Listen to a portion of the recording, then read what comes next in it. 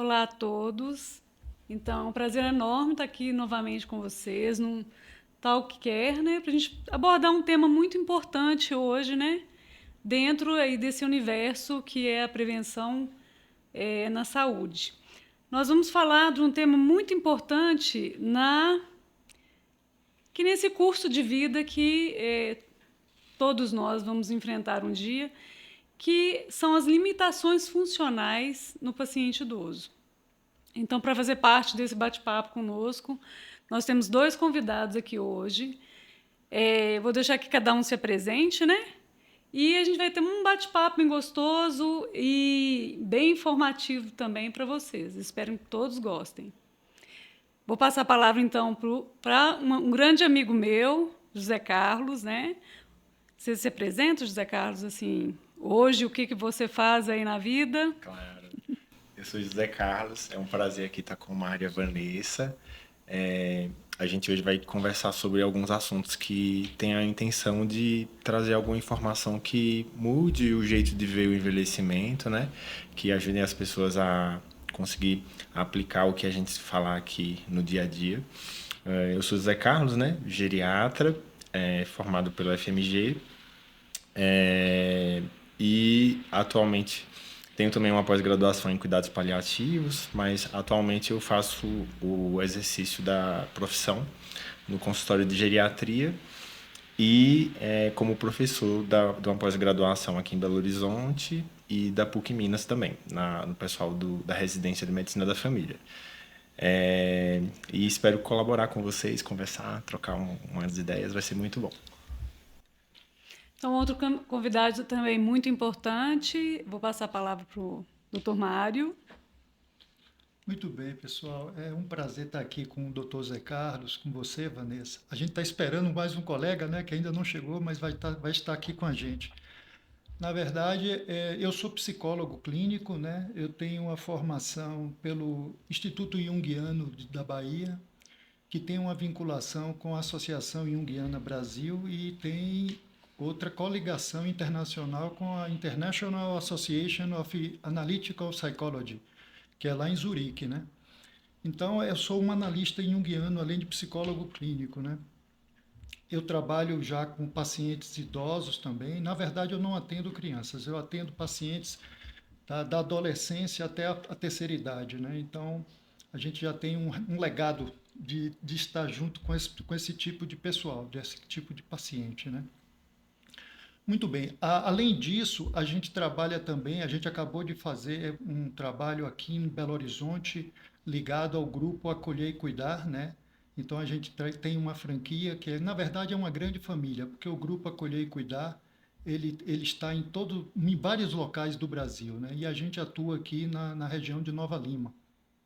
Então é isso. Espero que a gente possa desenvolver esse tema aqui, nós todos juntos. Certo. Então, eu me chamo Vanessa, sou enfermeira, tenho uma vivência também dentro da área hospitalar e hoje eu atuo, inclusive, em uma instituição de longa permanência.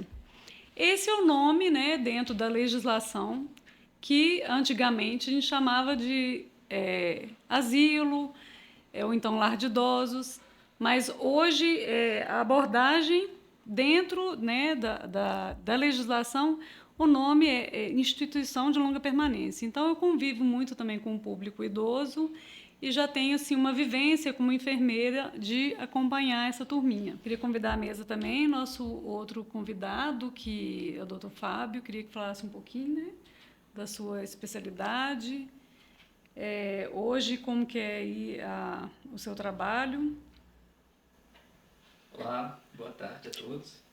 Meu nome é Fábio, eu sou geriatra e fisiatra. Então, eu acabo que no meu dia a dia eu tenho abordagens que usam ferramentas de cada uma dessas especialidades, né? E uma coisa que essas duas especialidades têm em comum, que é o ponto de partida na avaliação do paciente, que é a funcionalidade. Então a gente vai conversar um pouco sobre isso, né? Sobre as perspectivas da funcionalidade no paciente idoso, mas essa é uma semelhança tanto da fisiatria quanto da geriatria. Funcionalidade é a capacidade que a pessoa tem de fazer as atividades do dia a dia, né? Pode ser atividade avançada, tipo trabalhar, dirigir, fazer uma tarefa mais elaborada, ou uma atividade básica, como ir ao banheiro e Certo. tomar banho. Certo. Doutor Zé Carlos, eu queria que você explicasse um pouquinho para a gente essa questão, assim, apesar que todo mundo fala sobre saúde, mas a definição clara de saúde. Então, a maioria das pessoas pensa que ter saúde é não ter doença. Esse jeito de ver saúde como só a ausência de doença é um pouco limitado, porque não engloba o impacto que essas doenças podem causar na atividade da pessoa. Então, por exemplo, você pode ter vários remédios para controlar várias doenças crônicas e ser uma pessoa ativa socialmente, trabalhar, dirigir, viajar, ter organização na comunidade, estar muito ativo e ter várias doenças e tomar vários remédios para doenças crônicas, que não quer dizer que você está sem saúde, você, pelo contrário, está muito saudável, está muito funcional, muito ativo. E você pode ter, do outro lado, às vezes, uma pessoa que tem duas doenças, como, por exemplo, teve uma hipertensão arterial que aumentou muito e deu um AVC. E essa pessoa está totalmente acamada. Ela tem duas doenças apenas e ela está muito limitada. Ela está, às vezes, precisando de ajuda até para coisas básicas, como se cuidar, tomar um banho, vestir uma roupa, comer. Então, o conceito de saúde não quer dizer que você não tem doença. Quer dizer que se você tiver, essas doenças estão controladas para não gerar incapacidade, não ter perdas funcionais. Então, ao longo do envelhecimento, a gente tem várias formas de envelhecer. Muito provavelmente, 90% das pessoas acima de 60 anos vão ter doenças. E não necessariamente elas vão ser pessoas sem saúde. E essa informação acalanta, né? Faz você ficar menos preocupado. É claro que o melhor é prevenir as doenças, mas 90% dos idosos vão ter alguma doença, alguma patologia para cuidar, para medicar, para consultar. E não necessariamente significa que essas pessoas já estão sem saúde, porque elas estão ativas. Então, a métrica de dizer que está saudável porque não tem doença, ela não serve. Se está saudável é porque você está ativo, não é porque você não tem doença, porque 90% vai ter doença, mas está ativo. A maioria dos idosos está ativo. Então, quando a gente usa a funcionalidade, que é o tema que a gente resolveu conversar hoje aqui, a gente está tentando separar qual o grau, o impacto que aquelas doenças que estão na maioria dos idosos causou de limitação na vida. Porque podem ter vários com doença, mas o grau do impacto da doença é que vai fazer com que o idoso não tenha saúde. Então, por exemplo, você pode ter, por exemplo, um paciente diabético que está muito bem controlado, obrigado, toma as medicações, faz alimentação saudável, exercício físico, controle com o médico, com a equipe multi, se for o caso do nutricionista. Esse idoso diabético está totalmente funcional, ele tem saúde, apesar de ter uma doença chamada diabetes. E você pode ter um paciente diabético que não conseguiu controlar o diabetes, não seguiu a alimentação, não tem uma adesão boa à medicação, não controla. E esse paciente diabético já tem uma amputação do pé, já está com risco de cair na hemodiálise, já teve um infarto por causa do diabetes descontrolado e está limitado em relação a várias coisas da vida dele que antes ele fazia sozinho e agora não consegue mais fazer. Então, a métrica de saúde não é não ter doença. A métrica de saúde é você estar ativo, ter funcionalidade, que é o que a gente está conversando aqui.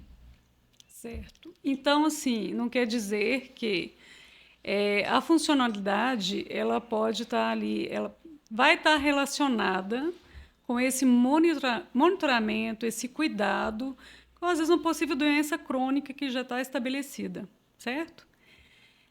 E hoje, dentro das questões assim da alimentação, né, na geriatria que vocês acompanham, né, no atendimento de vocês, geralmente o que chega no consultório, né, são dentro do público idoso. Qual que seria assim para você trazer para, né, os nossos ouvintes um índice em relação à questão dessa limitação funcional dentro dessa cultura atual? O que você vê que mais eleva o descontrole? Então, assim, qual é a magia da geriatria e da fisiatria, que o Fábio vai falar mais sobre a fisiatria. A gente pega o paciente e conversa sobre, por exemplo, a gente vai pegar, por exemplo, Fernanda Montenegro. Fernanda Montenegro tem 94, 95 anos. Ela provavelmente toma alguns remédios, cuida de algumas doenças. A gente vai perguntar para ela: e aí, como é que é seu dia? Você acorda de manhã cedo? Você consegue fazer um café se não tiver alguém para fazer? Você consegue ir lá tomar seu banho, escolher sua roupa? Ela vai falar tudo sim, provavelmente. E se precisar fazer uma limpeza leve, limpar um copo, ela vai também falar sim. E se precisar ir na padaria comprar alguma coisa, ela provavelmente vai falar sim.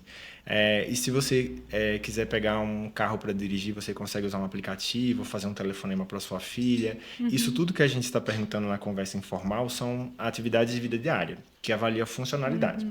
Então, no consultório, a gente faz a entrevista da pessoa sobre a funcionalidade dela. Tem várias formas de fazer, vários questionários, né? E no final a gente tem uma impressão de se aquela pessoa está muito ativa ou pouco ativa. E aí, descobrindo que a pessoa não está ativa, a gente vai tentar descobrir o motivo. Essa pessoa não está ativa, aí a gente vai usar um binômio, né? Na geriatria, que é saber se ela não tem corpo ou se ela não tem mente. Se ela não tem independência física ou se ela não tem autonomia, que é cognitivo, a parte mental. E a gente vai tentar descobrir por que, por exemplo, Fernanda Montenegro parou de carregar sacola do supermercado. É porque ela não está sabendo mais como é que faz, ela esqueceu, ou está sem vontade porque ela está com uma depressão, ou um quadro cognitivo que está esquecendo como é que gerencia aquelas compras, ou é por causa da mobilidade, porque ela está muito instável quando segura a sacola, ou ela não está conseguindo ter força na mão porque a mão dela está com a apreensão reduzida. Então, a gente vai, pela entrevista da funcionalidade, descobrir qual setor grande que está alterado. É o corpo? É a mente? É o corpo e mente em proporções diferentes? E aí a gente vai esmiuçando até chegar no diagnóstico. Fernanda Montenegro não está carregando sacola porque ela tem uma síndrome do túnel do carpo e a mão dela não está conseguindo segurar a sacola porque ela sente muita dor. Aí a gente começou lá de cima da função dela, do dia a dia, desceu para saber se é corpo e mente, qual a proporção de cada coisa dessa, e no final chega a um diagnóstico de doença, o nome de uma doença que tem um tratamento, tem exames complementares. Então, a geriatria faz essa triagem de função até o nome da doença para fazer um planejamento. Às vezes a pessoa está em casa e, por exemplo, parou de lavar roupa. Aí, por que parou de lavar roupa? Aí a gente vai descobrir que tem coisas da mente, ficou deprimida, perdeu um filho, ou está começando a ficar esquecida em como é que faz o manuseio da máquina de lavar. Aí tem coisas da cognição e do humor. E, junto com isso, ela está com uma osteoartrose no joelho, aquilo ali, a mobilidade dela está reduzida, ela não consegue mais fazer estender a roupa no varal, porque está com um ombro com alguma tendinite, alguma bursite. Então, junta aquilo tudo, que no final é só não tá lavando mais roupa, e a gente esmiuça para saber que essa paciente vai ter que avaliar um antidepressivo, um acompanhamento psicológico, vai ter que fazer a avaliação do ombro, vai ter que fazer uma analgesia para tirar a dor do joelho dela, e ali faz um planejamento do como é que a gente vai fazer. Porque os idosos que não estão funcionais plenamente como eram quando eram adultos, não necessariamente eles estão naquele estágio de forma irreversível. A gente, na avaliação, vai descobrir se aquela pessoa ali tá para curar, tá para fazer uma prevenção, tá para fazer uma reabilitação, ou se tudo aquilo ali já virou um nó danado que não vai dar para tirar e a gente vai ter que dar conforto para aquela família. Então, a avaliação da funcionalidade é saber qual a funcionalidade, qual o motivo que perdeu a funcionalidade e se aquilo ali é prevenir, remediar ou confortar. Entende? Aí o Fábio também deve fazer isso na fisiatria, né? Perfeito. Então, isso que o Dr. Cizino falou é muito importante, né? Porque a consulta da geriatria, principalmente a geriatria e a fisiatria também tem esse olhar integral, né? Mas a geriatria, ela olha múltiplos domínios e a consulta da geriatria, uma boa consulta geriátrica, ela é uma consulta gostosa, que o paciente ele se sente enxergado por inteiro, né? Porque a gente começa falando da história de vida, do que aquela pessoa viveu, dos filhos, do que ela faz, do que ela deixou de fazer. Então, ela se sente valorizada. Então, o paciente é o centro do cuidado, não é uma doença específica, né? Pode ser até que a gente vai aprofundar em alguma doença, que traga, essa doença seja importante para trazer a limitação funcional. Mas antes de avaliar a doença, a gente olha quem que é aquela pessoa. Se é a Fernanda Montenegro, se é a Dona Maria, se é o José, ele vai estar ali no consultório sendo enxergado, né, como protagonista. Isso é muito importante. Então, por trás da funcionalidade tem essa história de vida. E aí a geriatria, a consulta geriátrica, ela também não é uma consulta rápida, né? Então a gente sabe, uma boa consulta ela requer tempo para a gente conversar sobre essa história de vida, sobre os domínios, né, que o Dr. Cisino falou. Cognição, né, a mente, o humor, que influencia muito, né, se está dormindo bem ou não, a mobilidade, aí existem testes específicos para cada um desses domínios. A comunicação, né, capacidade de enxergar, de ouvir, de relacionar com o meio, tudo isso tem a ver com a funcionalidade.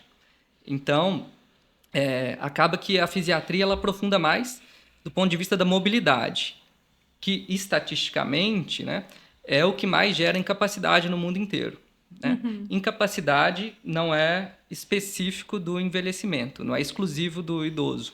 Mas a gente sabe que o grupo em que mais cresce a taxa de anos vividos com incapacidade é a população acima de 50 anos. Muito por causa de todo o contexto. As pessoas estão vivendo mais com doenças crônicas, mas estão precisando se cuidar melhor também, né? Então, a geriatria é uma especialidade que está crescendo, relativamente jovem, para ajudar as pessoas a envelhecer bem sem essas limitações funcionais. Então, acho que isso essa interface, por isso que a fisiatria ajuda muito na geriatria, porque ela aborda especificamente as limitações da mobilidade. Certo. Quando a gente fala de limitação funcional, a gente sempre é como se a gente estivesse diante de um abismo, né? Porque a pessoa paralisa, né? Então a gente pode pensar um pouquinho, quando a gente fala da limitação funcional, no outro lado dela. Ou seja, o que é possível fazer, o que é o histórico, de um modo geral, nos diz quando a gente vê pessoas que conseguem uma longevidade, né, maior. O que é que isso acontece? Aí eu lembro daquele episódios que passou naquela série, né, das Zonas Azuis, né? E o que é interessante naqueles quadros das Zonas Azuis, né? As pessoas, como é que elas chegam centenárias com aquela qualidade de vida, né? Então, pensar no oposto, que limita, é legal, porque aí a gente começa a se programar uma vida mais saudável, né? E naquele quadro a gente vê uma questão que eu acho super interessante e que tem sido muito falado, Fábio, que é muito da sua área, da fisiatria, que é essa coisa da correlação da perna com a cognição. E isso é interessante, a gente pode entender isso até de uma forma diferente do que a série traz, por exemplo, porque quando você movimenta-se, se permite ao movimento, você expõe todos os seus órgãos dos sentidos para diversas situações diversas da vida. Com isso, você tem ampliação de consciência. Ora, se tem ampliação de consciência, você fica com a mente mais saudável e você consegue interagir melhor. Mas não é só isso que traz ali, né? Além da perna, fala da questão da interação social, né? E da nutrição também, que é muito importante, né? Que é na ilha de Okinawa, por exemplo, né? Na ilha de Okinawa, na Sicília, se eu não me engano, lá na Itália, tem uma região ali da América Central, e tem nos Estados Unidos também um grupo religioso que também... e essas questões todas mencionadas aqui, elas são iguais entre si, ou seja, eles se expressam no mundo de maneiras iguais em diferentes partes do globo, sem ter nenhum contato uns com os outros. Então é legal a gente pensar nesse enfoque muito pelo outro lado. Tá, a limitação é o tema que a gente traz aqui, mas vamos pensar, antes de a gente falar da abordagem mesmo clínica sobre o quadro, da dificuldade do quadro, como é possível prevenir? E aí eu trago para a gente aqui essa discussão, que eu acho que é legal, né? A gente falar um pouquinho sobre prevenção, antes de a gente entrar no enfoque da doença, da enfermidade e daquilo que limita efetivamente. Porque a gente poderia falar até sobre depressão aqui, né? Que eu acho que é um tema maravilhoso falar Sim. sobre depressão, quando a gente pensa nos sintomas principais, que é a fatigabilidade, que deixa o paciente com a inércia, né? Com essa coisa da baixa autoestima, né? Então, assim, são esses sintomas fundamentais da depressão que paralisa o sujeito. Mas uma coisa interessante, gente, que eu queria trazer aqui, que eu acho que é legal a gente pensar, pelo fato do paciente, digamos, idoso, que está limitado, ele não consegue essa mobilidade que a gente falou aqui para ampliação de consciência. Então, o que resta para ele? Que não o mergulho na alma. Então, isso é interessante a gente pensar.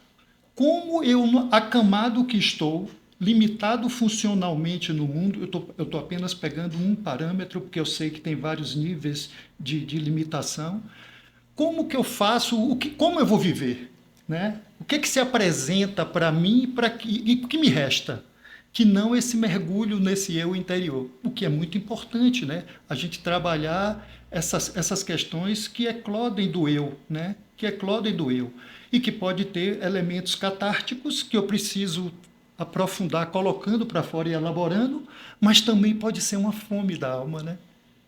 Pode ser uma fome que eu não sei ainda que nutriente é esse que aplaca essa fome. E aí a gente pode pensar em uma bela música clássica, uma bela peça de teatro que eu possa assistir, não sei.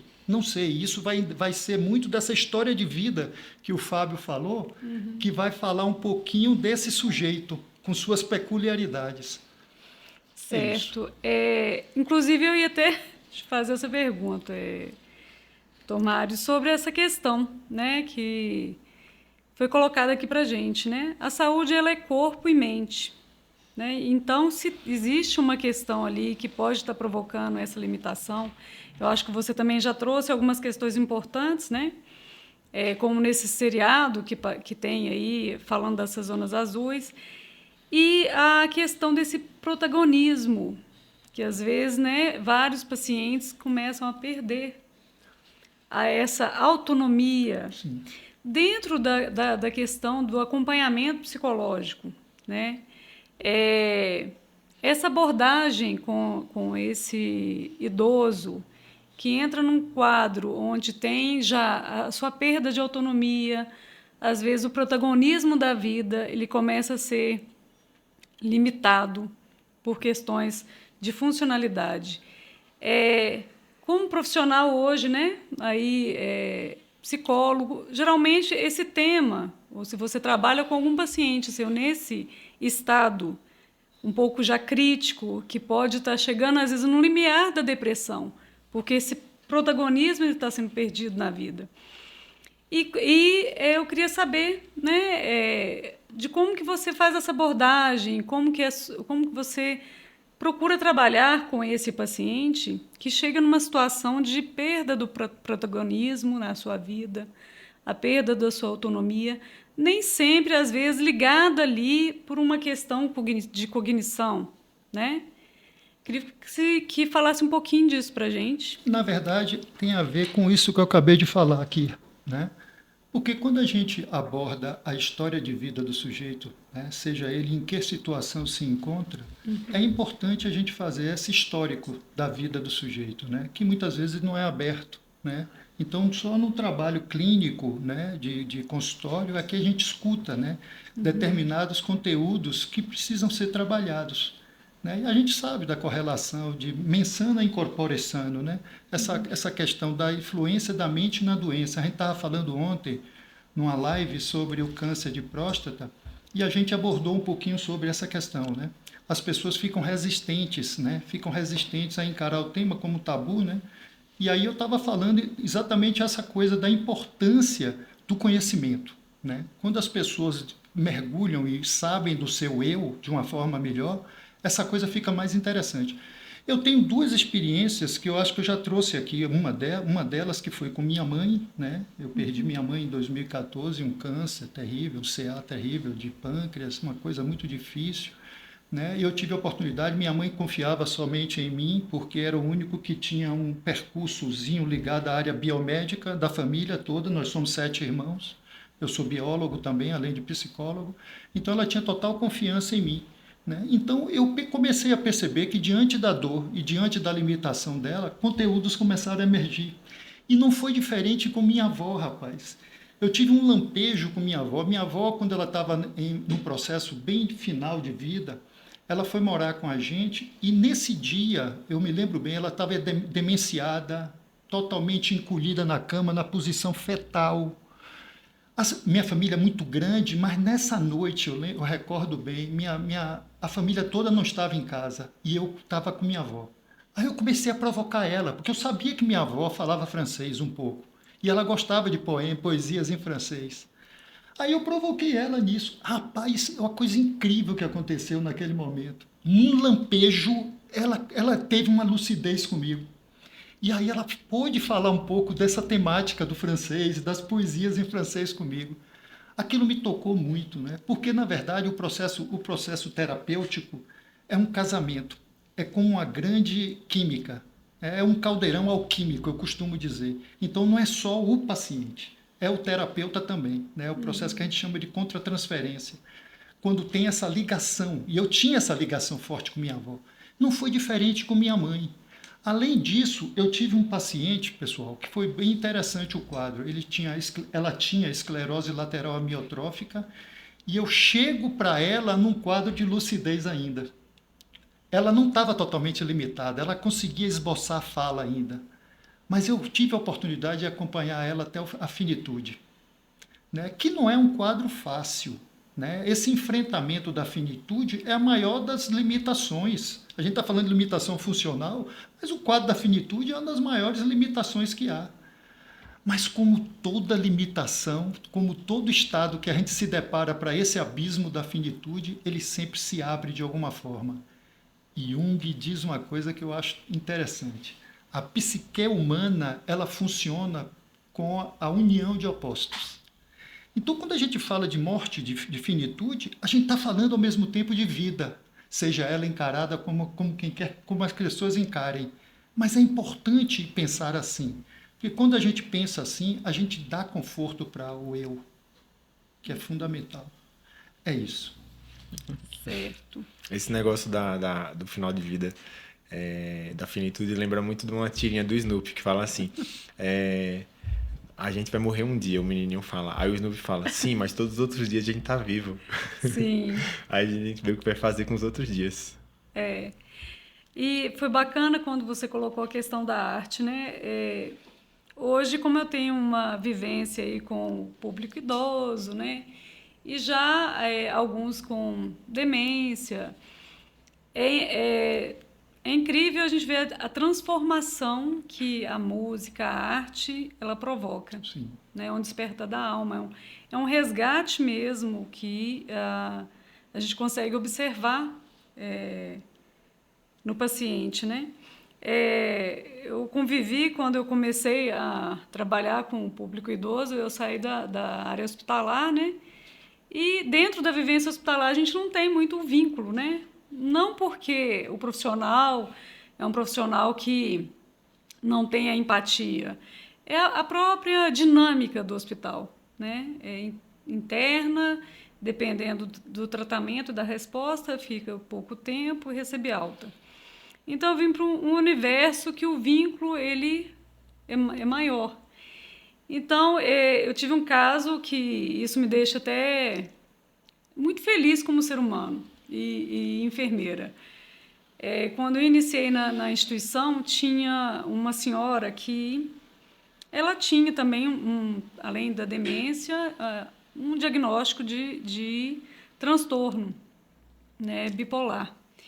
E fazia uso de algumas medicações que ainda não estava muito bem ajustada. Então, assim, a própria medicação, que ainda não estava muito ajustada, estava trazendo muita limitação, que ela não conseguia comer sozinha, né? Ela não conseguia andar sozinha. Às vezes, pela medicação, chegava a babar mesmo e não conseguia expressar, não conseguia contactuar, não conseguia conversar.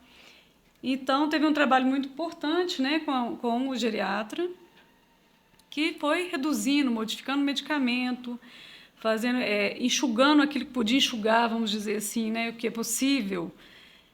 E foi assim, um espetáculo ver a autonomia retornando.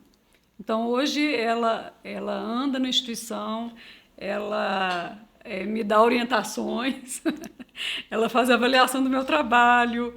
Então, isso é muito gratificante para nós, né, da área da saúde, poder resgatar essa autonomia, que muitas vezes é perdida, né, dentro, a gente está falando especificamente aí para o público idoso, que, independente do que passa naquela trajetória de vida também, é acometido por algumas comorbidades, né, que dentro da estatística aí vem aumentando, e também aquelas limitações que a própria idade traz. E o que você vê é esse aprisionamento da alma, né? E a gente, às vezes, como profissional, a gente tem que ter esse olhar, né? Tanto do corpo e da mente. E o que nós podemos também ajudar e auxiliar no sentido de fazer esse resgate junto com ele, né? Eu queria perguntar, eu acho que é uma pergunta assim, que muitas pessoas têm, porque a geriatria, até o momento, às vezes, ela vem crescendo junto também, né, com esse aumento da população idosa. Mas eu acho que muitas pessoas ainda têm dúvida. Qual é o momento, se existe um momento ideal, dentro do meu processo preventivo, em qual momento que seria o ideal para poder iniciar um acompanhamento com o geriatra? Existe, assim, alguma indicação na literatura para a gente poder, né, orientar as pessoas? Então, acho que a literatura não tem consenso. Depende muito do cenário que você está, da assistência de saúde. Uhum. Por exemplo, se você for no SUS de Belo Horizonte, existe uma triagem pela funcionalidade para saber quais são os idosos que vão ser encaminhados por geriatra. A idade não é o fator de encaminhamento, porque existem pacientes de 80 anos que estão muito melhores, muito mais ativos do que pacientes de 60. Como a gente explicou, porque a funcionalidade de 80 está melhor do que o de 60. Então, cada rede de saúde faz a triagem de acordo com seu braço alcança. Então, na rede de Belo Horizonte, são os idosos mais frágeis que têm capacidade de reversão do quadro de fragilidade, porque se tiver num processo mais crônico, vai ser acompanhado pela atenção primária. Se você for no plano de saúde que eu trabalho, que eu não preciso citar, ele tria os pacientes idosos para o geriatra, os mais de 80, porque ele tem mais braço para abarcar essa população, e os pacientes que estão com a fragilidade pela notinha que o enfermeiro faz a triagem para classificar. Uhum. Se você for no consultório particular ou na saúde suplementar da maioria dos planos, é pelo desejo de marcar. E aí o geriatra vai fazer um trabalho diferente de acordo com quem chega. Se chegou um paciente de 50 anos, que é a recomendação da Sociedade Brasileira, para a partir de 50 anos começar a ir lá no geriatra. E aí, provavelmente, com o paciente de 50 anos, eu vou querer fazer o trabalho preventivo. Para ele não chegar lá no final da vida sem joelho e muito fraco até para tomar banho, ele tem que fazer uma quantidade de exercício físico de 75 a 150 minutos por semana. Aí tem várias especificações técnicas do jeito de fazer o exercício, a limitação da pessoa. O que importa é ela tem que fazer atividade física. Tem que ver a alimentação, IMC, o índice de massa corpórea, que tem que ver o quanto de gordura tem que ver se o sono está bom, tem que ver se tem um desempenho cognitivo que está sendo exercitado. Então, o beabá básico para envelhecer bem é movimentar o corpo, acalmar a mente, alimentar bem e dormir bem. Isso daí são os pilares do envelhecimento biológico saudável. Claro que acima do biológico tem a camada psíquica e tem a camada existencial, que é a da alma, que a gente comentou aqui. Mas o do biológico é dormir bem, comer bem, movimentar o corpo e acalmar a mente. Isso daí, e acalmar a mente é mais do que acalmar, é mergulhar no seu interior para se descobrir nos processos difíceis que a vida traz, para você ter resiliência e ressignificar. E não baquear no primeiro momento que a vida trouxe a dificuldade, porque ela vai trazer dificuldade. Então, esse paciente de 50 anos que chega, é prevenção. Aí chega o paciente com muitas patologias. A gente vai amenizar, tratar as que dá para reverter e controlar as que não dá para reverter, que são as doenças crônicas. Ah, o paciente chegou já com a incapacidade inicial, tá no começo do... Não tem a idade, às vezes ele tá com 50 anos e teve uma doença muito séria e ficou limitado, como esclerose lateral amiotrófica, que pode aparecer com 50 anos e o paciente ficar muito limitado. E esse paciente, o tratamento não é reabilitação no sentido de voltar a ser o que era, porque a doença ainda é neurodegenerativa. Então, o trabalho dele vai ser um trabalho de conforto, que é o que a gente chama de cuidado paliativo. Então, a idade mesmo não é um marcador para você ir lá no geriatra. O que vai ditar é o tipo de tratamento que você vai ter do geriatra, de acordo com o estágio da vida que você está e das coisas que estão acontecendo na sua vida, para saber se você é um paciente que vai ser investido muito mais em prevenção ou muito mais em conforto. Claro que todos os pacientes a gente faz prevenção. Mesmo o paciente que está lá acamado, tem a prevenção da úlcera de pressão, tem a prevenção da dermatite de fralda, tem a prevenção das vacinas que você tem que dar, tem a prevenção de aspiração na hora que ensina a alimentar direitinho. Tudo tem prevenção, mas o paciente jovem ou o paciente adulto que está bem funcional, as prevenções são mais pesadas, a gente tem que gastar mais tempo nela, é o foco da consulta. E os pacientes que estão mais limitados, que estão acamados ou que têm uma doença muito ameaçadora à vida, as prevenções têm uma importância, mas ela é ofuscada por coisas que são relacionadas ao conforto daquele paciente naquele dia, que tem que fazer ele ficar bem naquele dia. Então, a idade ideal depende da rede de saúde que você está, da disponibilidade dessa rede de absorver para ir no geriatra e das suas demandas para saber se você vai ser um paciente de prevenção, um paciente de controle de doenças ou um paciente de reabilitação ou de conforto. Então, depende muito do caso a caso, ok? Certo. Doutor Fábio, eu queria fazer uma pergunta que eu acho também que é de extrema importância para as famílias, né, que têm idosos em casa, pai, mãe, às vezes avós, né? Um momento, às vezes, que eles... o que pode ser observado ali dentro dessas limitações funcionais que vocês falam, né, na avaliação geriátrica, que são as atividades de vidas diárias e atividades de vidas instrumentais. Então, exemplificar, para deixar bem claro, né, para as pessoas, o que é de importância ali na observação, no dia a dia, na vida desse idoso, que começa a apresentar limitações dentro dessas duas estratificações que vocês fazem na avaliação do idoso. E nesse momento, né, qual seria o momento ideal, às vezes, de encaminhar e começar a acompanhar esse idoso? Porque foi muito importante o que vocês colocaram aqui, a gente começar, né, tudo que é preventivo e no início a gente começa a detectar, a gente consegue, às vezes, né, já iniciar um tratamento assertivo onde pode promover a qualidade de vida para aquele idoso. Pensando que sempre a importância de tentar manter esse protagonismo na vida dele. Então, eu queria que você explicasse essa diferença assim, da atividade de vida diária, atividade de vida instrumental. E o que é importante quando observa a alteração, né, nessa execução de ações do dia a dia do idoso e o que pode gerar um alerta de encaminhamento desse idoso já para uma avaliação e um acompanhamento, né, com um geriatra. Perfeito. Então, como o próprio nome já diz, né, as atividades de vida diária são atividades do dia a dia, né? As atividades instrumentais, por exemplo, sair para ir ao mercado, fazer uma compra, usar o telefone.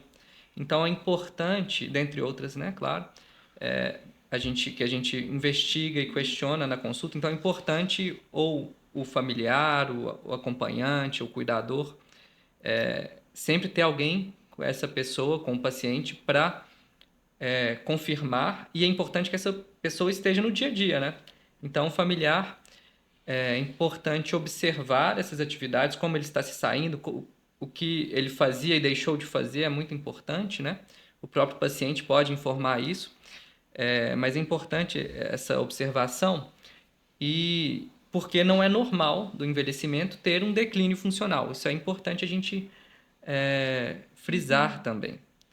Se há um declínio funcional, se a pessoa deixou de fazer alguma atividade que ela fazia antes, tem algum motivo, né? Então, como o Dr. Cizino falou, né, pode ser uma alteração da memória ou uma alteração do movimento, da mobilidade, que está levando essa dificuldade para sair, para ir para o mercado. Mas a idade em si não é um fator. Tem pessoas de 80, 90 anos que saem, vão para o mercado, fazem compra, gerenciam as contas da casa, vão ao banco, tiram dinheiro. Todas essas são atividades do dia a dia. Então, nessa conversa que a gente tem com o paciente, com o familiar, a gente investiga sobre isso e tenta entender o que aconteceu, que levou, por que essa pessoa deixou de fazer essa atividade. Certo. Eu acho que outra coisa muito importante que nós colocamos aqui, e assim, foi até um comentário do Dr. Mário, né, sobre a questão aí da convivência. Porque, às vezes, nós temos famílias assim, super protetoras, que acaba contribuindo na questão de limitar um pouco o idoso. Muito frágil, não pode ajudar aqui, não pode, às vezes, executar, adorava cozinhar, já vai tirando ele um pouco da cozinha, gostava de fazer alguma atividade em casa. Claro, gente, sempre a gente tendo esse olhar bem minucioso sobre a questão do ele conseguir fazer. Porque isso traz para ele um sentido ali de se sentir assim, uma pessoa que tem capacidade, né, de executar coisas que gostava de fazer. E aí, dentro disso, eu falo essas limitações, e a gente começa a observar limitações, inclusive, de o idoso não sair mais de casa, o idoso não ter muito convívio. Então, eu queria que o Dr. Mário colocasse para a gente essa questão da convivência, das relações sociais, e o impacto disso dentro ali, especificamente ali na saúde mental, né? Inclusive nessa, vamos dizer assim, incentivo do idoso ali em manter esse convívio, né? Como que isso é um impacto que pode trazer para a saúde dele dentro desse aspecto que a gente está conversando sobre a parte mais assim da saúde mental. Sim. Bom, a gente tem que partir da premissa que o ser humano ele cresce no convívio, no contato com o outro. Isso é ponto pacífico. Nessa série que eu comentei, né? Quem teve a oportunidade de assistir vai perceber claramente isso, que naquela ilha de Okinawa, aquelas velhinhas centenárias que estão acocoradas no pomar, né, ou na horta que elas estão cuidando, elas estão uma conversando com a outra. E depois elas se reúnem, conversam, fazem refeições juntas. Não é diferente lá no norte da Itália, naquela vila toda enladeirada. E aí, Fábio, depois eu vou pedir para que você fale um pouco dessa correlação, né, do movimento que as pernas têm e que auxilia nessa questão cognitiva, né? Mas assim, lá nessa vila do norte da Itália, os velhinhos, eles visitam os vizinhos subindo ladeiras. Eles vão assistir às missas, descendo ladeira, subindo ladeira. Quer dizer, tem a questão da perna, né, que é um dos fatores que os episódios querem trazer, mas também tem essa questão da interação social. É lógico que aquela alimentação mediterrânea é fantástica, não é diferente da alimentação muito ligada à natureza lá na ilha de Okinawa também, e também não é diferente nos outros pontos onde há essa inter-relação, né, entre isso. Então, assim, é fundamental isso. Eu acho que isso é fundamental. É lógico que quando um paciente está acamado, está em dificuldade, tudo isso se torna muito difícil, né? E aí a gente tem que pensar nessas graduações que vocês trazem aqui, porque existem graduações dessa limitação, né? Às vezes uma limitação que permite você interagir, outras não, né? Aí é uma coisa importante nisso, porque quando não há possibilidade da interação, e aí a gente está diante de uma dificuldade maior, uma limitação funcional, uma limitação maior, você tem perdas, começa a ter perdas cognitivas, né, que são substanciais, né? Então aí é importante. Tem um psicólogo russo do final do século XIX, chamado Vygotsky, ele fez um estudo do desenvolvimento humano, né? E ele analisou as crianças de 2 a 4 anos, que era nesse período, exatamente na fala que ele chamava de fala egocêntrica, que é quando a criancinha brinca com ela própria, né? Eu acho que eu já trouxe isso aqui em outros episódios. É exatamente nesse momento que ela começa, além depois da fala socializada, que é com os pais, né? Com o aprendizado. Mas é nesse momento dessa fala, unindo a fala com o movimento, que essa criança começa a desenvolver as funções mentais superiores. Aí o que acontece na terceira idade com a limitação? A perda das duas coisas. O idoso não interage e ele, além de não interagir na fala, porque ele fica mais ensimesmado, ele também não se movimenta. Então começa a ter perdas. Então é fundamental estimular isso. Eu sou apaixonado com o trabalho dos terapeutas ocupacionais, porque eles têm essa prerrogativa. Talvez eles não façam essa ligação que eu fiz aqui com Vygotsky, que Piaget também fez na França no mesmo período de Vygotsky, dessa questão do estudo do desenvolvimento humano. Mas é fundamental essa coisa de você interagir a linguagem com a ação. Quando você faz isso, você cria mecanismos, até neuronais, de expansão neuronal, para o desenvolvimento dessa cognição, para não haver tanta perda. Então toque piano e cante, gente. Bote um teclado para o idoso lá, para ele tocar, ele está movimentando e está cantando. Isso significa o que Vygotsky chamava de função voluntária complexa. Ele dizia isso, ele chamou dessa forma. Então isso é fundamental para esse estímulo neuronal. É lógico que o trabalho da inter-relação social é fundamental. O ser humano cresce no contato com o outro. Mas ele vai precisar lançar mão de armas que, porventura, ele não tenha naquele momento tal a limitação que alcançou, que está ali. Aí tem um ponto interessante. A mente humana, antes de ser ração e ser linguagem desenvolvida, ela é simbólica. Ela é imagética. É por isso que a gente trabalha no consultório da gente com os sonhos. Porque os sonhos é um elemento que vem do nosso inconsciente. Então a gente vê isso até acontecer nos cachorrinhos. Quem nunca viu um cachorrinho sonhando? É uma coisa interessante. Então a imagem ela vem antes de razão e de linguagem desenvolvida. Então, nessa hora, é uma das questões importantes a ser trabalhado com o ser humano, né? Fora isso, o que mais emerge do ser? O que mais emerge do ser, de dentro para fora?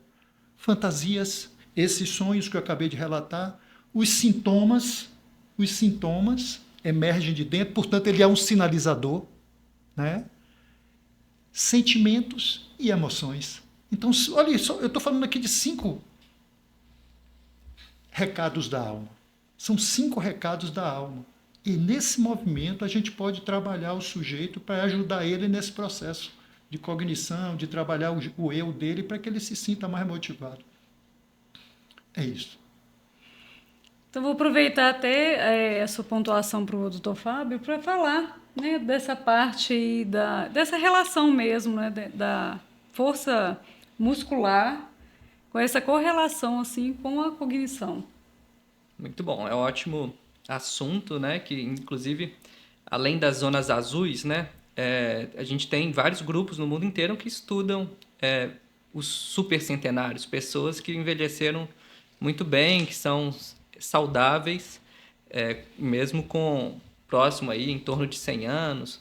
E uma das características, tem grupos aqui, inclusive em Belo Horizonte, tem grupo brasileiro que estuda o envelhecimento, né? Então, é uma ciência que está em construção. E, do ponto de vista de ação, de execução de tarefas, essas pessoas elas têm um sistema músculo-esquelético, que é o grande sistema efetor, né? De uma forma saudável. Eles envelhecem com um sistema capaz de executar movimentos, de levantar sozinho, de fazer as tarefas do dia a dia, né? E esse músculo saudável, a gente entende, sabe hoje, que ele produz algumas substâncias, sinalizadores, que são as miocinas. As miocinas, diversos tipos de miocinas, são substâncias produzidas pelo músculo que agem no sistema nervoso central, como proteção, como neuroproteção. Além disso, há uma inter-relação entre o sistema, regulação inflamatória, né, de um tônus inflamatório do envelhecimento com o sistema músculo-esquelético também, e é uma das características, né, que tornam o envelhecimento saudável, ter esse tônus inflamatório mais baixo com um sistema musculoesquelético ativo. É claro que tudo isso, antes de ter uma ação, precisa ter uma vontade, né? Então, é um sistema musculoesquelético preservado, então movimentar e ser ativo, mas trabalhar sempre a psique, a vontade e a interação com o meio, né? Então, essas zonas azuis são interessantes, que tem essas correlações da sociabilidade também, né? Eu vou andar para quê? Vou subir o morro lá na minha vila para encontrar com os meus amigos, né? Então, tem que ter uma motivação. E o sistema musculoesquelético é o grande efetor e tem essa correlação, sim, com o sistema nervoso central. Interessante. É isso? Certo. Pode falar. Acho que tem um outro ponto também que acho que é importante abordarmos aqui, falando de todo esse universo agora, né, do acompanhamento com a saúde do idoso. Então, a gente vê alguns aspectos também que pode contribuir negativamente, né, para essa qualidade, essa falta de interação. Então, um dos aspectos também que a gente acompanha muito, que é um declínio, e eu gostaria que o Dr. José Carlos colocasse para a gente, esse problema que tem, né, na redução aí do sono, por exemplo, né, no idoso. A gente vê isso também hoje como um dos fatores também que temos assim monitorado, acompanhado e tratado aí com vocês, né? Essa redução do sono, como que tem um impacto assim na qualidade de vida dele, né? E eu queria que você falasse um pouquinho, né, dessa redução, de como que como que vocês fazem a abordagem para melhorar, o que pode ser feito preventivamente. É normal a redução dentro, né, da terceira idade, essa redução do sono? É normal, é fisiológico? O que eu posso fazer, às vezes, para trabalhar preventivamente com isso? Então, tem alguns mitos em relação ao sono, né? Um deles é que o sono é um processo passivo, que o corpo está desligado e que é uma perda de tempo. E isso não é verdade. Os estudos ao longo das últimas décadas provaram que o cérebro funciona muito durante o sono. É durante o sono que a gente sedimenta a memória que a gente aprendeu das coisas do dia. Então, você dormir durante a noite sedimenta o que você aprendeu. Se você não dormir, você tem uma dificuldade de sedimentar aquela informação e acaba esquecendo no outro dia. Durante o sono, ainda dormindo, a gente produz hormônios anti-inflamatórios, produz aumento do sistema imunológico que vai buscar células que podem ser pró-cancerígenas. E tudo isso é ativado durante o sono. Durante o sono, a gente tem o repouso dos níveis de cortisol que diminuem, fazendo com que o processo de anabolismo do corpo funcione de uma forma diferente do que quando está acordado. Então, o sono não é um mar de rosas tranquilinho que está lá parado, está acontecendo muita coisa. Uma pessoa que priva do sono, ela vai ter vários aspectos, né? Tem estudos falando sobre dificuldade de aprendizado de criança, de adolescente que não conseguem dormir tão bem por causa da tecnologia que chegou agora, né? Então, tanto é que algumas escolas em alguns países começaram a mudar o horário da aula, em vez de ser o tradicional 7 horas da manhã para 8, 9, para essas crianças poderem dormir e conseguir se alimentar. Então, muitos países viram que estava impactando, que os grupos que dormiam bem tinham melhor desempenho na escola e mudou o horário da escola de uma forma coletiva. Então, o sono tem grande impacto na parte cognitiva, na parte de repouso do corpo em relação à parte de exercício físico, por exemplo. Pessoas que dormem mal e têm privação do sono têm maior risco de depressão, maior risco de abuso de droga, maior risco de desenvolver Alzheimer, porque durante o sono a gente tem um batalhão de gari de limpeza no sistema, lá dentro do cérebro, que vai lá trabalhar limpando as ruas do cérebro para tirar coisas que estão lá sujas. Então, dormir faz os garis do cérebro funcionarem, deixarem tudo limpinho e o cérebro funcionar melhor no outro dia. Então, o sono é um pilar da saúde. A gente está falando muito aqui para as pessoas que estão querendo envelhecer bem. E claro que a gente sabe que tem pessoas que já estão com as consequências de não terem feito boas escolhas lá no meio da vida e no começo da vida. Mas aí, quem ainda está na fase de prevenção, o sono tem a famosa higiene do sono, que você vê mil coisas que falam sempre a mesma coisa, né? Que você pode fazer. O hábito de dormir no mesmo horário, o hábito de evitar telas, o hábito de não comer comida pesada perto de dormir, o hábito de ter exposição solar durante o dia, reduzir o estresse e os estímulos mentais durante a noite. Isso tudo funciona para ter um padrão de sono bom. As pessoas acham que dormir mal é só insônia, mas isso não é verdade. Quando você vai num médico que trabalha com sono, neurologista, às vezes otorrino, às vezes geriatra, às vezes clínico, às vezes médico do sono especialista, ele vai mostrar que tem insônia, tem transtorno do ciclo sono e vigília, tem adiantamento do sono, que é o que a gente tem quando viaja para países distantes, que é o jet lag que falam, tem parassonias, tem sono, que é o que entra o grupo do sonambulismo, tem vários transtornos do sono que não é só insônia.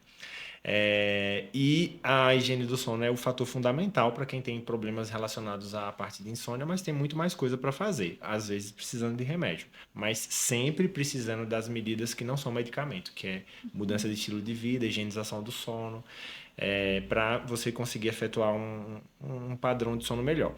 É claro que a gente sabe que biologicamente tem pessoas que têm um cronobiotipo. Algumas delas são mais diurnas, algumas são mais notívagas, né? E algumas são flexíveis, vai mudando conforme o esquema da vida. Aí essa pessoa tem que respeitar o ciclo cronobiotipo dela. Então, o cronobiotipo da maioria das pessoas é flexível, mas tem um extremo de pessoas que não tolera fazer programação noturna porque tem que dormir 7 horas da noite para acordar às 5 da manhã. E tem algum grupo de pessoas que são notívagas, que elas não conseguem acordar às 7 horas da manhã, mas elas adoram dormir meia-noite e acordar 8, 9 horas, e funcionam bem desse jeito. O problema é quando o trabalho, o colégio, a sociedade não encaixa no cronobiotipo dela. E elas ainda bem são minoria. Mas é fato que os idosos, quando envelhecem, diminuem a quantidade de horas que precisa para repousar. A maioria dos estudos falam que é como, se você for comparar, existe um ciclo no ser humano. Tanto das AVDs, por exemplo, a gente falou aqui que tem AVDs, né? A atividade de vida diária. Comer sozinho, tomar banho sozinho, controlar o xixi e o cocô, que são as AVDs básicas. Aí depois vai para as AVDs instrumentais, lavar prato, contar dinheiro, sair de casa. Isso é tudo que a gente adquire na infância. A gente começa primeiro a comer sozinho, depois a gente começa a controlar o tronco para andar, depois controla o esfíncter, depois vai tomar banho sozinho, vestir roupa. Então é o contrário, justamente o que acontece na infância. E a gente tem fases, e nas fases extremas, a mudança das horas de sono. Então, crianças mais novinhas precisam dormir mais do que 8 horas, muitas vezes 10 horas por dia. Idosos têm uma alteração para menos. De fato, eles precisam, em média, de menos horas. Cada indivíduo é único, a gente não pode generalizar, mas, em média, nos estudos populacionais que pegaram o quanto de horas satisfaz aquela pessoa, são menos horas que adulto. Nunca é menor do que 5 horas, mas assim, geralmente é de 6 a 8 horas, variando, e sendo que tem pessoas que estão muito no extremo disso. Mas na maioria, 6 a 8 horas é o ideal. Porque a ideia de dormir sempre 8 horas por dia acaba gerando uma angústia danada. As pessoas ficam assim, eu tenho que dormir 8 horas por dia. Não, meu irmão, tenha calma, você tem que dormir o necessário para você descansar. Se você dormiu 6 horas e o corpo repousou no outro dia, você está pleno, funcionando e não tem sonolência durante o dia, são 6 horas que seu corpo precisa agora. Sinto muito, mas você dorme 6 horas e você está achando que a vida está chata porque você queria dormir mais, vai ter que fazer alguma coisa, dormir mais tarde para acordar mais tarde, mas seu corpo está precisando agora de 6 horas e é isso que o corpo está pedindo. Então, na entrevista do idoso, a gente tem que tomar muito cuidado para saber se aquele padrão de sono é patológico ou é uma variação da normalidade. Porque muitas pessoas acham que está doente, que tem que tomar remédio para dormir, e é um dormidor de 6 horas e queria dormir 8 horas porque 4 horas da manhã ele acorda e a casa toda está escura, não tem nada para fazer, ele quer dormir mais. Mas o corpo descansou com aquele tempo, não tem o que fazer, assim, tem que orientar e alinhar a expectativa do paciente com de fato que o corpo dele precisa. Outras vezes o idoso reclama que está dormindo mal, mas se você for contar as horas de sono ao longo do dia, ele dá aquelas cochiladas de 2, 3 horas à tarde. Então, somando tudo, ele dorme até mais do que o habitual. É só uma questão da higiene do sono que está ruim e o ciclo do sono dele está ruim, está indo no lugar contrário. Em vez de dormir durante a noite, está dormindo durante o dia. Então, o sono é um universo que ele é mérito de uma saúde plena como um todo. Então, uma pessoa psiquicamente perturbada por transtorno de ansiedade pode ter insônia, a depressão pode ter insônia, quadro demencial pode fazer o sono ficar fragmentado, paciente com dor mecânica pode não ter uma qualidade boa no sono. Então, o sono é um reflexo de uma vida boa. Então, quando a gente fala o que é que faz para ter um sono bom? É ter uma vida boa, como a gente falou, como um todo. Ela tem que ser preenchida como um todo para você ter um sono bom. Ele vai ser reflexo do que você faz da sua vida durante o dia. Então, não é uma sorte, um acaso. É um reflexo do contexto de cuidados de saúde que a pessoa tem que ter. Muito bom. Deixa eu só complementar uma coisa sobre o sono, porque na fisiatria e na geriatria também a gente recebe muita demanda de dor crônica.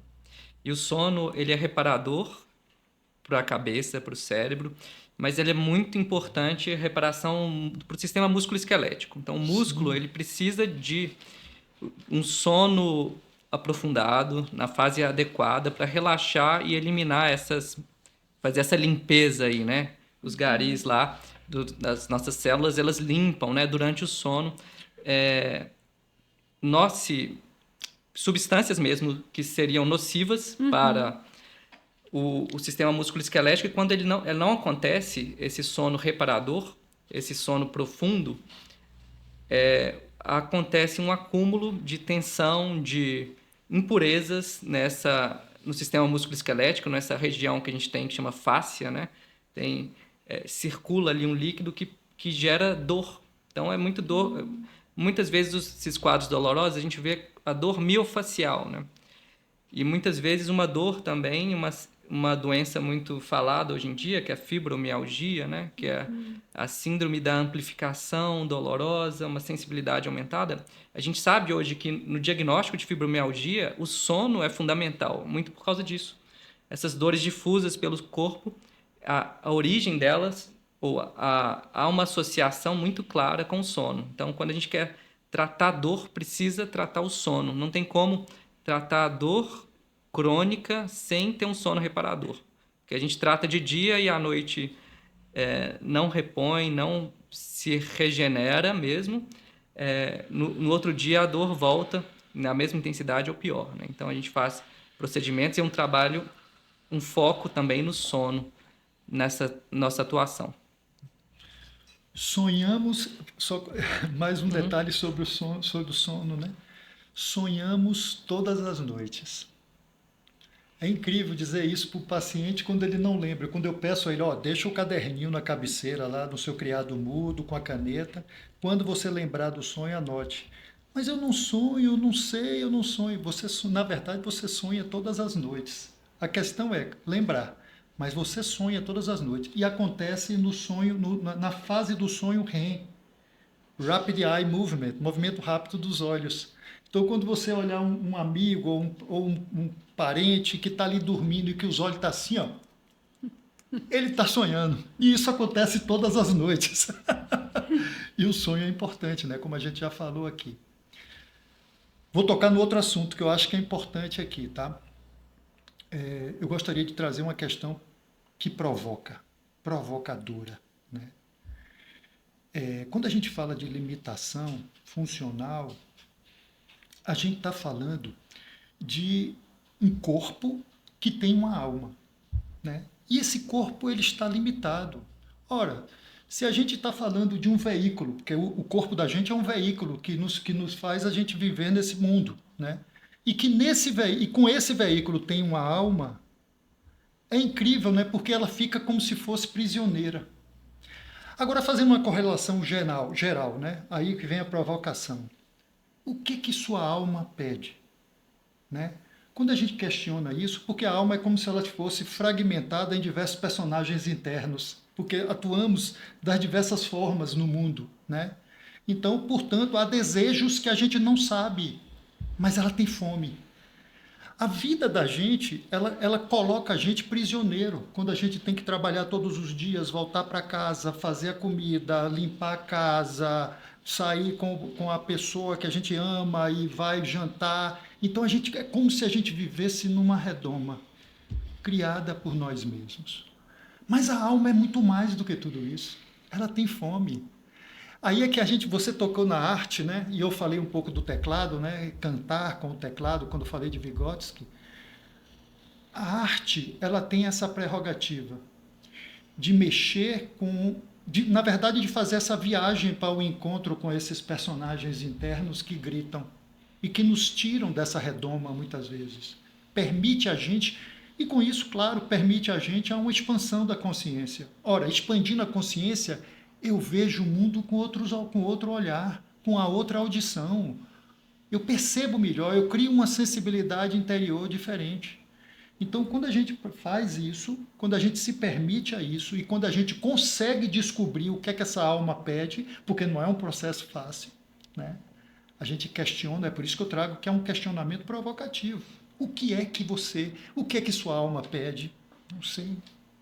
É isso que a gente escuta. Não sei. Então não tem outra forma de saber que não colocando o barco nos mares nunca antes navegados. Coloque sua nau no oceano e navegue, sem saber o destino. Pode cair numa ilha deserta? Pode. Mas foi positivo isso aí? Foi. Porque disse para você e fez você internalizar e ampliar sua consciência de que o caminho não é aquele. Então não volto ali. Eu vou botar meu barco de volta no oceano.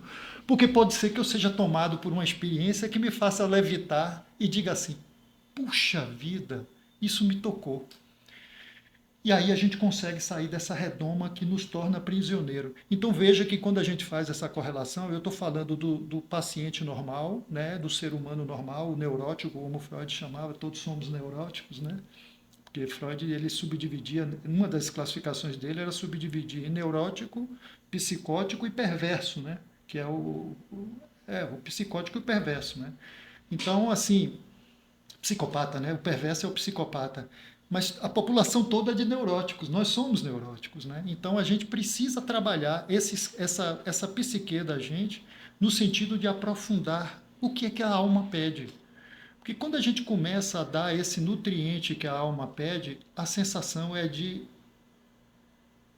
visitar uma dimensão diferente do que aquela que a redoma nos colocou. O mundo criado pela civilização é um mundo que nos restringe muito. Se a gente não procurar sair dessa, digamos assim,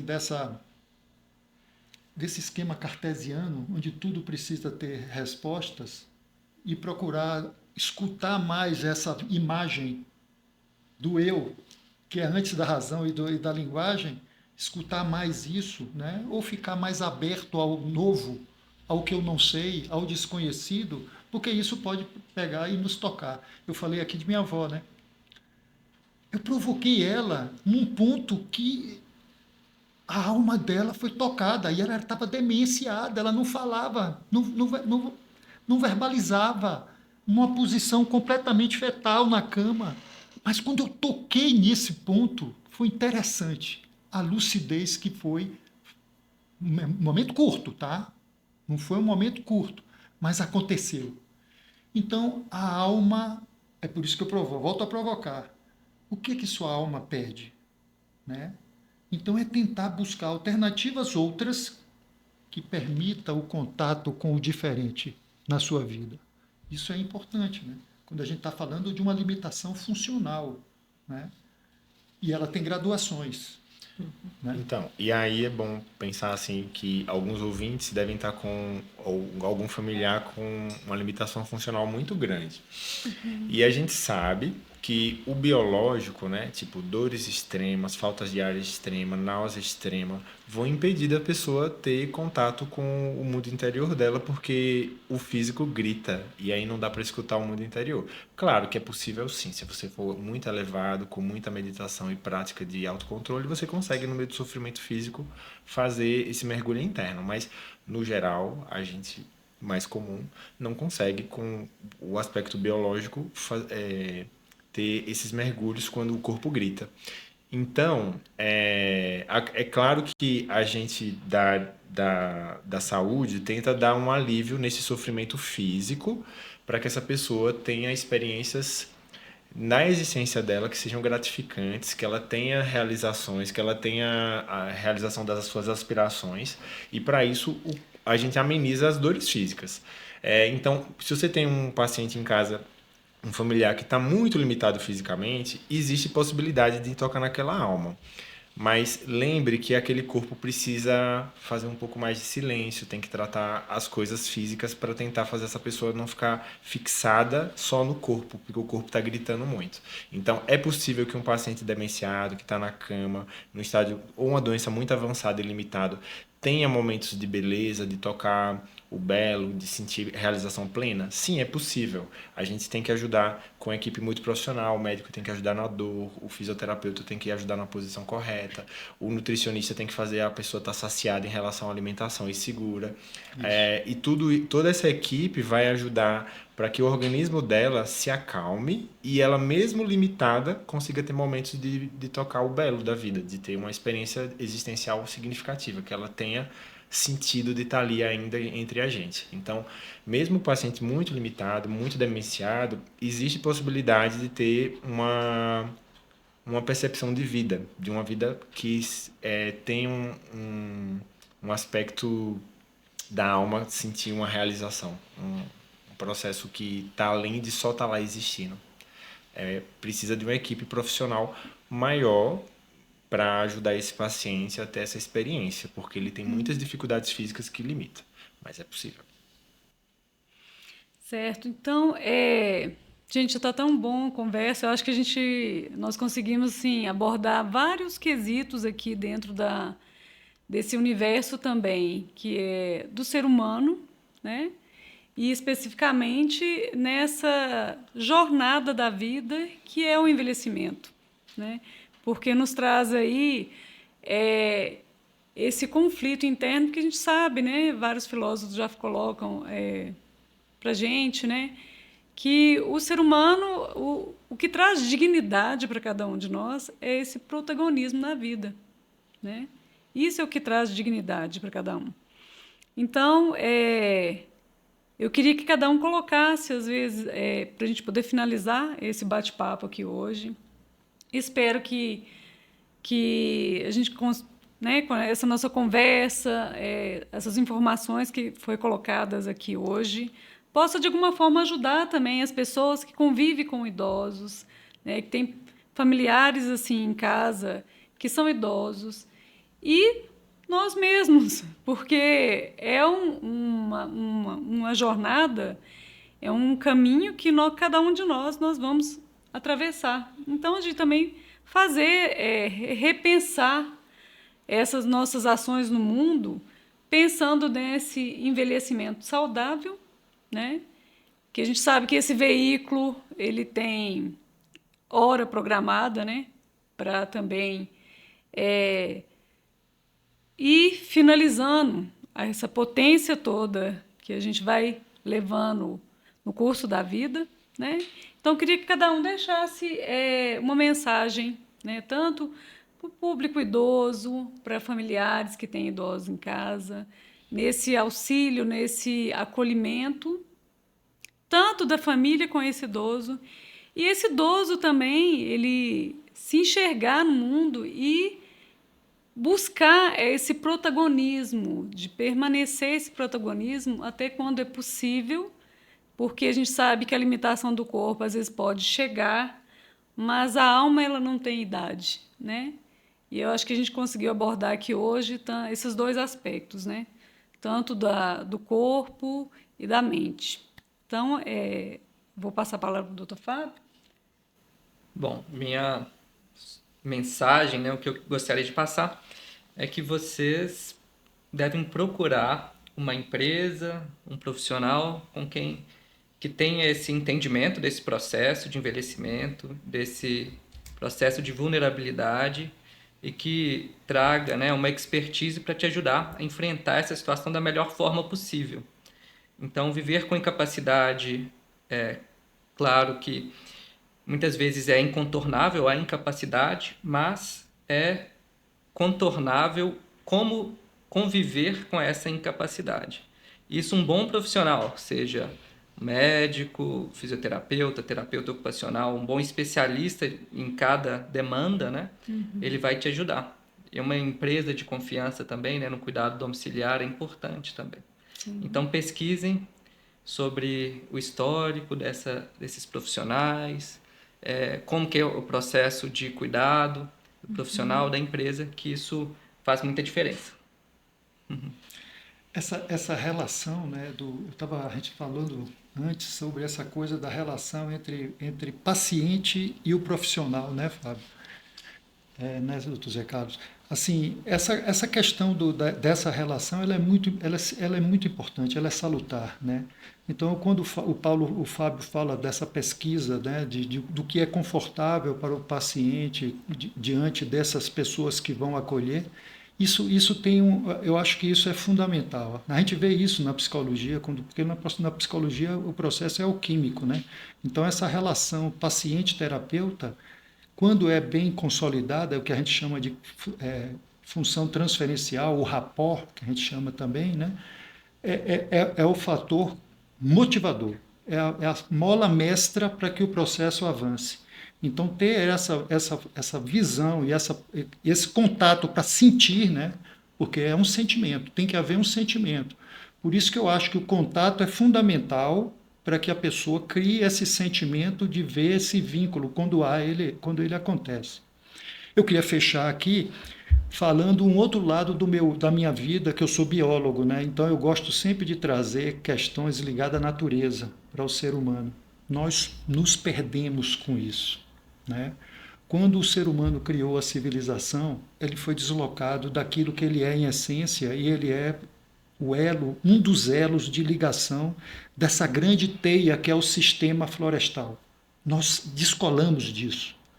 Então, eu acho que isso é um dos fatores que eu posso levar para as famílias também, possibilite esse familiar enfermo, limitado, a ter qualquer contato possível com a natureza. Nem que seja no quintal de casa, debaixo de uma mangueira, onde ele possa ver os pássaros, onde ele possa tocar um pouco a natureza. Isso é fundamental, porque é como se fosse um resgate desse elo perdido dentro do ser. A gente falou de arte, eu acho que a arte é fundamental, porque estimula o criativo que há em nós e precisa ser despertado, mas a natureza também influencia nesse lado que é biológico, que fala do eu integrado ao todo. E nós somos sistemas. Nós somos um sistema. O sistema psíquico, o sistema orgânico, nós somos fragmentados em sistema. Então, a floresta é um sistema e nós descolamos dela. Então, possibilitar um idoso que é limitado funcionalmente a pisar na areia do mar, ver o mar, respirar a brisa oceânica, estar num quintal, levar ele para alguma condição. Às vezes não é possível. Às vezes está traqueostomizado, né, numa cama, abra a janela. Permita que uma árvore adentre. Isso é fundamental, gente. É bacana isso. Ok, então eu gostaria de agradecer ao Dr. Zé Carlos, ao Dr. Fábio, a você, Vanessa, enfermeira, que cuida do grupo Acolher e Cuidar, né, da nossa, digamos assim, nosso trabalho, né, em Nova Lima, que faz esse trabalho, né, de acolher. Então a gente se coloca aqui com essa possibilidade de estar dando a vocês, familiares, a possibilidade de ter esse contato com a gente para que vocês conheçam o nosso trabalho. Muito grato. Então, para minha conclusão, eu falo para quem está nos escutando, né, que independente, se vocês estão na vantagem de prevenir, invistam na saúde, como a gente conversou aqui.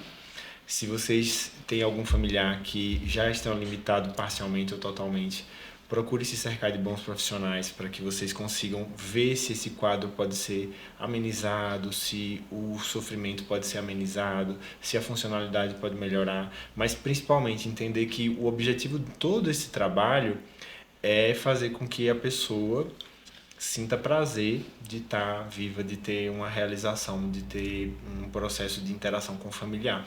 Então, tudo isso aqui que a gente falou, da funcionalidade, do sono, da alimentação, não faz sentido de ser o objetivo final. É um intermediário para que a pessoa tenha uma realização e plenitude em relação à própria vida. As dificuldades da vida vão aparecer, sejam físicas ou mentais. Não tem ser humano que não tenha sofrimento. A gente tem basicamente que se amparar do que a gente consegue alcançar para passar por esse sofrimento da melhor forma possível e levar alguma lição. E os processos de doença muitas vezes levam a família junto. Por isso que a equipe multidisciplinar, né, uma equipe que não é centrada só no médico, tem maior resolução. O tratamento que é focado só no que o médico passa em medicamento, ele é incompleto. Ele não contempla o sofrimento da família, as camadas que o Mário falou aqui, que são muito mais do que biológicas, e acaba fazendo com que a sensação de que o tratamento está sem estar completo. Então, nesse objetivo de saúde, pensar em ampliar, que não é só médico, não é só remédio, tem muito mais coisa a fazer, muito mais camadas para tentar ajudar as pessoas que estão passando por um sofrimento. Então, eu queria finalizar, né, agradecendo a todos, doutor José Carlos, doutor Mário, doutor Fábio, né?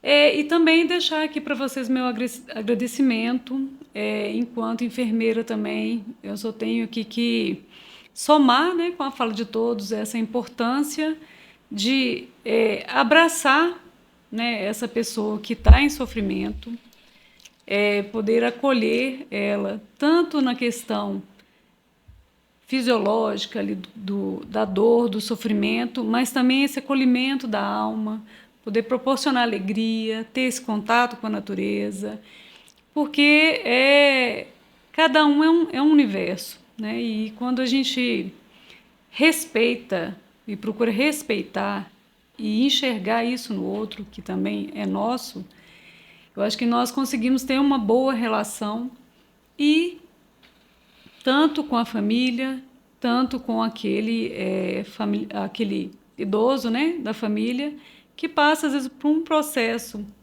desse tipo de sofrimento. E não só isso, aqueles que são bem ativos, né, que ainda não têm essas limitações funcionais, para também todos poder fazer esse acolhimento, estimular esse protagonismo, né, porque isso traz sentido de vida, isso traz alegria, isso traz a vontade de viver, né? Então, deixar muito o meu agradecimento a todos, agradecer a todos vocês e até uma próxima.